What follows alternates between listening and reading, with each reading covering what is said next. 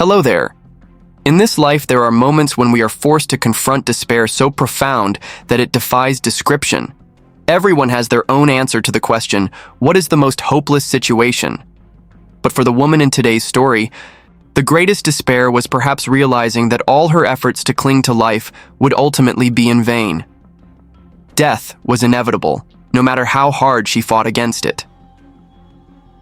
On April 1st, 2012, in the city of Suwon, South Korea, at around 10:30 p.m., 28-year-old Kim was walking home after a long day at work. She was employed at a mobile phone manufacturing company, which was only about a kilometer away from her home. By this time, the buses had stopped running, and taking a taxi would cost her around 2,000 won. In reality, this amount was not particularly high, and her company even provided a transportation allowance of 100,000 won. But Kim didn't want to waste even a single one. Her family was struggling financially. She had to help pay off her father's debts while also taking care of her mother and younger brother, who was still in university. Although her salary was not too low, she lived frugally, saving every possible penny to support her family. For this reason, she chose to walk home rather than spend money on a taxi. However, nearly 5 hours later, Kim had still not arrived home, and her family was unable to reach her. Overcome with worry, they decided to report her missing to the police. But it wasn't until 3 a.m. on April 2nd that the police began their search. Initially, only 2 patrol cars and 5 officers were dispatched to the scene. Kim's older sister also joined the search efforts. But when the police car stopped in front of a convenience store, instead of taking action, the 2 officers inside dozed off, leaving Kim's sister to listen to updates through their radio. Little did they know that just 10 meters away, the monster was still there, and the victim was still alive. At 6 a.m., the number of officers increased to 10. By 6:50 a.m., 35 members of the investigative team officially took over. However, the chief of criminal investigations, who should have been present from the beginning, only arrived at 9 a.m., acting as if this case was of little importance. At 9:30 a.m., the police knocked on the door of a gas station located just 5 meters from the rented home of Oh Won-chung.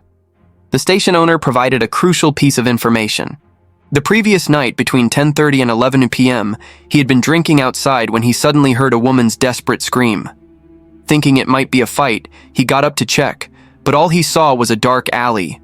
Then, a loud metallic slam echoed through the night, followed by a woman sobbing and pleading, "I was wrong.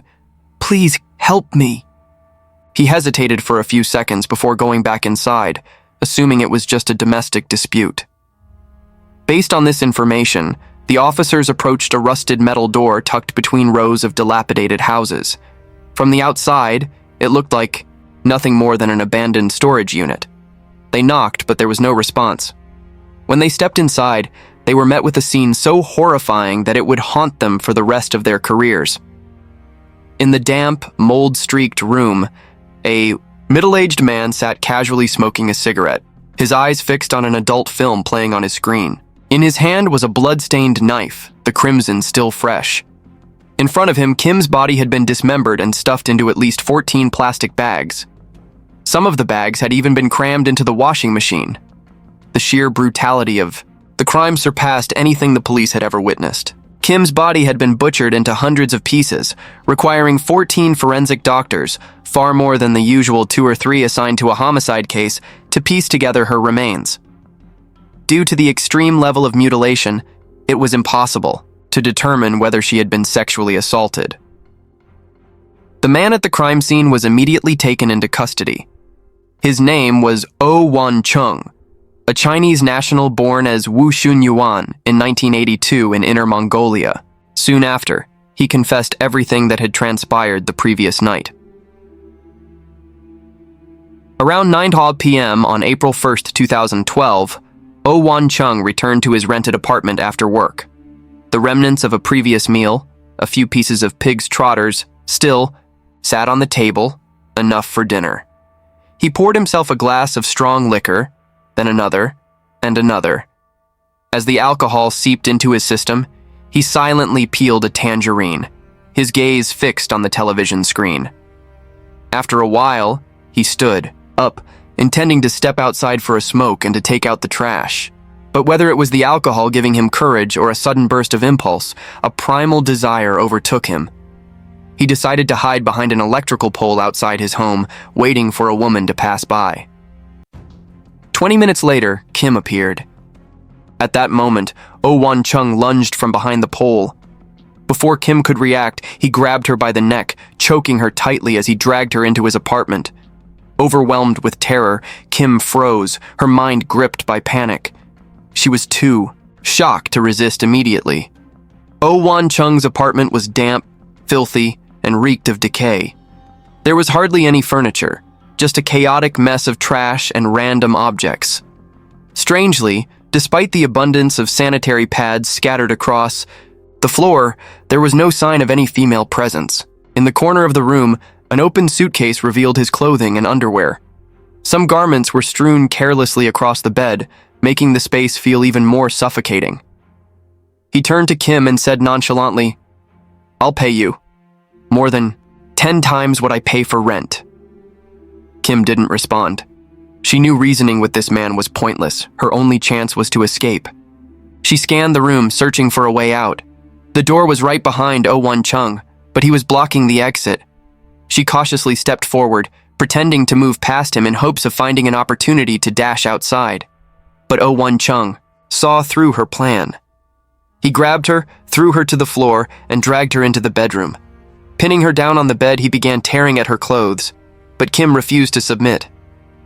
She fought back with all her strength, thrashing wildly and making it impossible for him to carry out his intentions immediately. Then, Oh-won Chung suddenly felt the urge to urinate. In reality, he always felt this sensation before engaging in any sexual act. So he let go of Kim and stood up, walking toward the bathroom, which was only a few steps from the bedroom. The bathroom was located along the path leading to the front door. If Kim wanted to escape, this was her only chance. However, Oh-won Chung, while relieving himself, kept his eyes on the bedroom, glancing over periodically to monitor her movements. Afraid that she would be caught again, Kim changed her plan. She sprinted toward the bedroom door and locked it from the inside. Then, she grabbed her phone and dialed 112 to call the police. As soon as the call connected, she repeatedly stated that she was being attacked and tried to describe her location. However, the emergency operator did not immediately alert the police. Instead, they bombarded her with questions, asking if she was certain she was being assaulted, who the attacker was, how he had entered the room, and demanding more precise details before taking action. Outside the room, Oh-won Chung pounded on the door. Kim, consumed by terror, pleaded for her life, but the door could not protect her for long. He burst in, snatched the phone from her hands, and flung it into a corner. The emergency call only managed to capture the operator's final words. "Hello, please repeat that." After that, the line remained open, but all the police could hear were Kim's desperate screams, interwoven with the sickening sound of fabric being torn apart. Inside the filthy lair of the monster, Kim trembled in fear throughout the night, unable to sleep.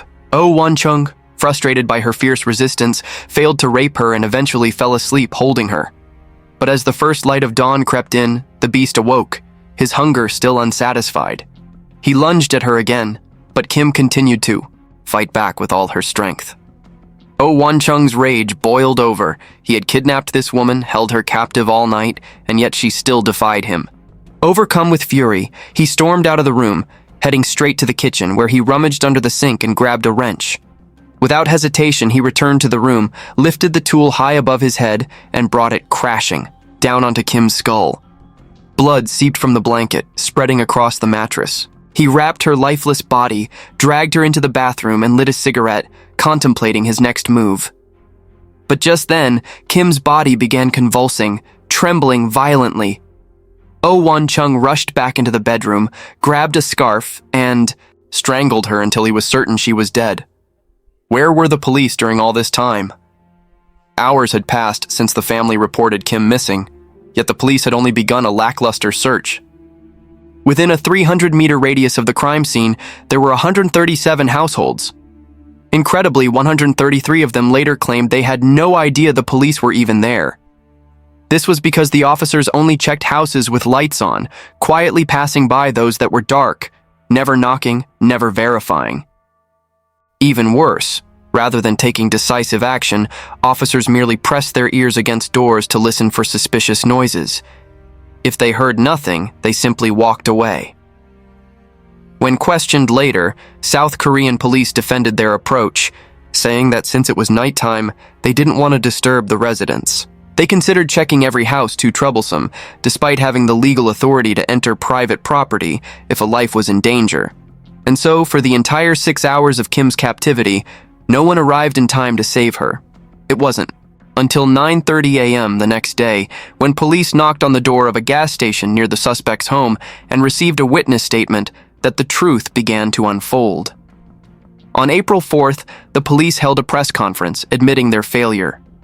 Despite deploying 35 officers for an overnight search and arresting the suspect within 13 hours, they had been unable to save Kim. The real issue was that the police had received an emergency call from the victim, a fragile chance that could have changed everything. According to them, the call lasted only 15 seconds and provided no useful information. No description of the suspect, no address, no name, just a weak plea. "I'm being attacked." But if that was the case, why hadn't they released the full sigh? Recording? Public suspicion grew.